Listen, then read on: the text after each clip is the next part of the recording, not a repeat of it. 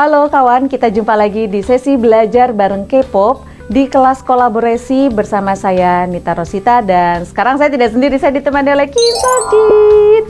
Pasti tahu ya, ini adalah membernya dari BTS, dan di episode keempat kita akan belajar banyak tentang level partisipasi yang kita inginkan dari audiens kita. Tapi sebelum kita masuk ke episode keempat ini dan membahas topik kita di episode keempat, saya mau rekap dulu apa yang sudah kita pelajari di episode pertama, yaitu kita belajar tentang apa itu budaya populer dan mengapa menjadi populer adalah sesuatu yang penting kalau kita mau melakukan sebuah perubahan sosial. Di episode kedua kita belajar tentang strategi komunikasi dan bagaimana kita menyusun strategi yang tepat untuk sebuah kampanye untuk gerakan sosial. Episode ketiga, secara khusus kita belajar tentang ACE, bagian dari strategi komunikasi dalam kampanye populer. ACE adalah Actionable, Connected, Extensible. Apa saja tiga konsep ini? Kamu berarti harus kembali untuk menyimak di episode ketiga. Kawan, strategi komunikasi baru akan berdampak kalau kita tahu persis siapa audiens yang kita ajak bicara, mau kita apakan audiens itu, dan apa yang kita harapkan dari audiens yang kita tuju. Nah, pertanyaannya adalah sejauh mana kamu mengharapkan audiensmu untuk melakukan sesuatu supaya gerakan sosialmu berdampak. Nah, level partisipasi dalam konteks K-pop ini kemudian menjadi sangat mungkin untuk kita terapkan dalam berbagai aksi perubahan. Tapi sebelum ke level partisipasi, kita mesti tahu dulu nih orang-orang yang ada di belakang sebuah gerakan. Meskipun katanya fandom itu bergerak secara organik, tapi nggak mungkin sesuatu itu muncul ujuk-ujuk, ya kan? Selalu ada aktor yang memulai sebuah gerakan. Dalam kekuatan baru itu disebut sebagai 3 aktor utama, yaitu super partisipan, si pemilik platform, dan yang satu lagi partisipan yang jumlahnya menjadi mayoritas atau audiens yang kita mau gerakan. Kita mulai dengan si super partisipan. Ini biasanya adalah think tank-nya, adalah yang mencetuskan ide-ide atau kemudian menjaga nilai-nilai yang dipercayai bersama dalam kelompok fandom. Pemilik platform ini bisa jadi siapa saja yang menguasai wadahnya. Itu bisa jadi misalkan admin fanbase, pemilik crowdfunding, mereka yang kemudian bertanggung jawab atau punya wewenang memasukkan siapa yang akan terlibat di dalam gerakan ini. Terakhir tentu saja yang bentuknya mayoritas, yang jumlahnya mayoritas adalah partisipan. Bentuk apa yang mau disasar atau diminta dari mayoritas partisipan ini yang kemudian kita bahas dalam level partisipasi. Nah, level partisipasinya kemudian ditentukan. Ada yang paling bawah atau paling rendah adalah aktivis rebahan atau aktivis jempol. Ini yang fungsinya membagikan informasi atau konten yang mau kita sampaikan kepada publik. Level kedua kita sebut sebagai afiliasi. Level afiliasi ini adalah mereka partisipan yang memiliki kepercayaan pada nilai-nilai di kelompoknya. Afiliasi bersekutu dengan kelompok kita dan itu menjadi agen penggerak kita untuk melakukan perubahan. Kita masuk ke level berikutnya. Mereka untuk beradaptasi, adopsi nilai-nilai yang ada, mengadopsi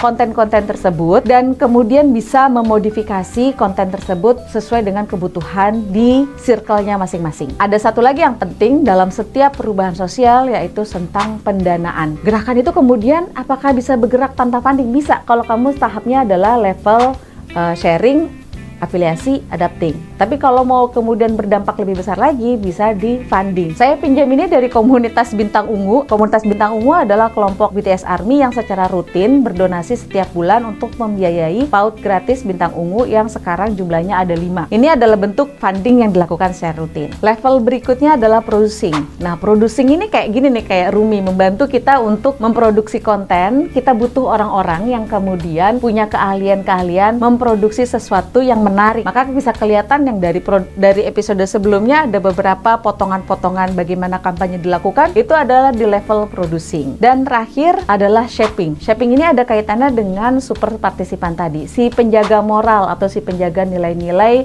dari kelompok tersebut atau komunitas tersebut. Level ini kemudian adalah level yang paling tinggi karena dia yang bisa menentukan gerakan apa yang akan dilakukan, nilai mana yang mau dipakai atau disebarkan, dan bagaimana menjaga agar gerakan itu tidak bergeser dari tujuan utama. Kenapa kemudian kita merasa perlu untuk melihat atau mempelajari tentang level partisipasi ini? Karena kita memang membutuhkan untuk mendapatkan audiens yang tepat, sasaran yang tepat untuk kegiatan apa yang mau kita tuju gitu. Jadi kita nggak menghabiskan energi untuk menyebarluaskan kepada semua partisipan secara sembarang. Untuk memulai sesuatu, mungkin kita akan fokus dulu nih. Misalkan informasi itu ada di bagian level untuk sharing, membagi konten saja. Nah, itu juga kan penting gitu. Kemudian bahwa kegiatan ini perlu pendanaan, maka bunyinya pun adalah charity atau donasi. Penting juga gitu. Nah, teman-teman, saya tuh sering banget dapat pertanyaan, apakah kelompok sosial bisa diperlakukan seperti kelompok fandom atau kelompok fandom bisa berlaku seperti kelompok sosial? Kelompok fandom sebagai kelompok sosial tentu iya, tapi kelompok sosial menjadi kelompok fandom dengan nilai-nilai yang diyakini sebesar itu belum tentu gitu. Penjelasannya begini, dalam riset terakhir saya tentang BTS Pilgrimage, proses bagaimana seseorang dari fandom biasa kemudian menjadi BTS ARMY itu prosesnya tidak mudah. Ada krisis identitas di dalam, ada pergulatan bagaimana dia memenuhi ekspektasi sosial, kemudian menyingkirkan diri dari ekspektasi sosial dan bertemu dengan kelompok yang disebut fandom. Nah, proses itu kan panjang ya. Kenapa kemudian BTS ARMY atau kelompok fandom lain begitu kuat? Karena mereka punya nilai-nilai yang dianggap sebagai nilai-nilai bersama yang berangkat dari minat yang sama. Nah, bagaimana nilai yang sama ini atau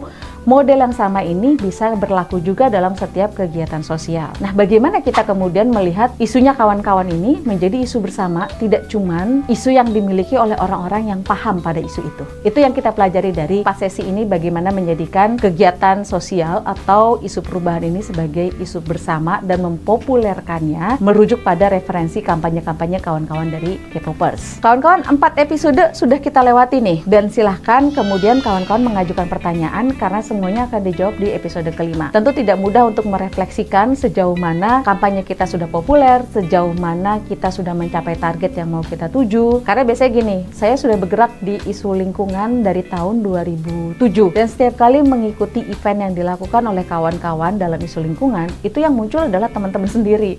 Ini kayak berasa jeruk makan jeruk gitu. Informasi itu cuma berkutat di lingkungan kita sendiri, di circle kita sendiri yang memang sudah paham isunya. Saya belajar banyak dari kawan-kawan ini gitu. Kawan-kawan dari K-popers, bagaimana kami yang berasal dengan latar belakang yang jauh berbeda gitu kan ya, berjenjang usia juga berbeda. Kalau sekarang ada generation gap dalam memahami isu, enggak, di K-pop itu tidak berlaku. Karena intinya cuma satu, kita suka sama orang ini, kita percaya pada nilai-nilai yang dibawa oleh kelompok idol ini, dan itu yang menggerakkan kita. Nah, itu merefleksikan bagaimana ya hal yang sama bisa kita lakukan dalam gerakan sosial yang kita lakukan.